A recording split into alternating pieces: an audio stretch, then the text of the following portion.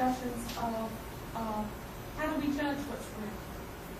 What is concrete? I think that's a really good, and you could even extend that to thinking about how we want English teachers, our students, to read novels. We want them to enter a virtual reality. We want them, isn't it? Yeah. I mean, we want them to be in the world of 1842 London when they're reading David Copperfield. What is it to be in that world? So we might even figure out ways, this just occurred to me, we might even figure out ways of harnessing, like you're saying, using that as a discussion point for how is it that we're able to enter one virtual world and we have such trouble with the other world, and how can we use the curiosity and the ability to enter that world electronically, how can we use all those skills to help us enter another kind of virtual world, which is what we want students to do. I think that's productive of somebody writing a nice little piece about that.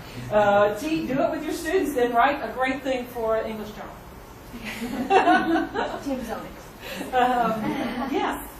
I'm kind of embarrassed to bring this up, but I have two small children, and we recently saw Bold, and my 6-year-old was basically it's a story about a dog that's a superhero in a TV show, but in reality he's just really a dog. And then my 6-year-old got very upset about the fact that there are scenes towards the end where the dog thinks he's still the superhero, but he's really not.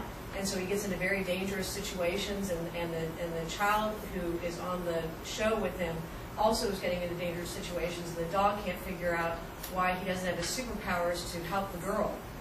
And I mean, she was in tears. I felt terrible for having taken her to it, but she didn't understand at 6 that difference.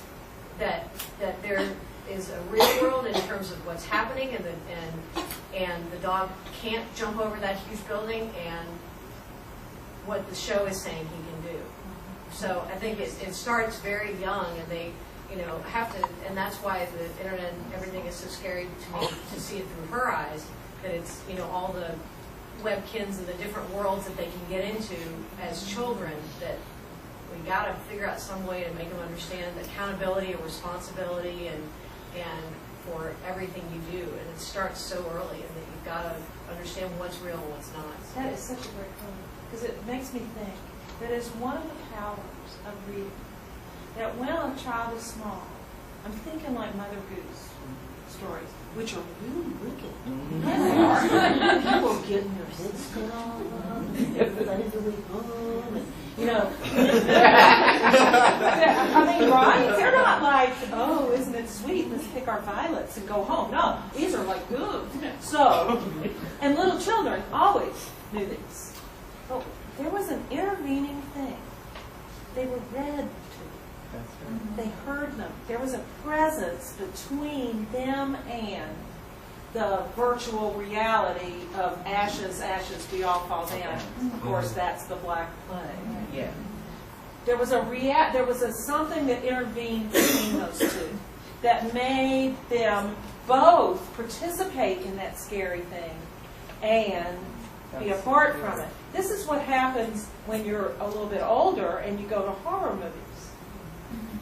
That there's this, it's what Aristotle said, that's what catharsis is, right? When there's this difference between, it's not just pity and terror, it's also, I'm different than Oedipus. Oh, that's awful that he got his eye, he blinded himself. Thank goodness it's not me. Oh, but it's really awful. But, right? It's that thing. That's what we need to teach, I think. So when a little child goes to see a movie in which she can't negotiate that, it might mean that what we need is more of the middle thing.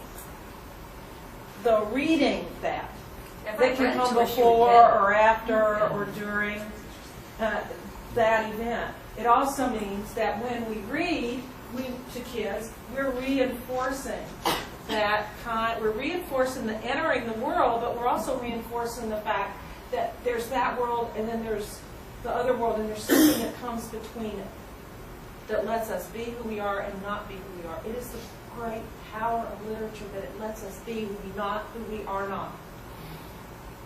Isn't it? Oh man, when I was a little girl, I read every Nancy blue book. Yeah. Well, I thought I was going to be Nancy. I thought I was going to have the blue roadster with the rumble seat. I thought I was going. I mean, I really did. I loved her. I still love her. But I knew there was a difference between getting into that world and being a little old, boring me. So I mean, it's a great comment because I think it reinforces how we have to be in that middle spot and how we help our kids get in that middle spot. And that's part of development, isn't it? That they get there better and better. Yeah. There's something else going on too.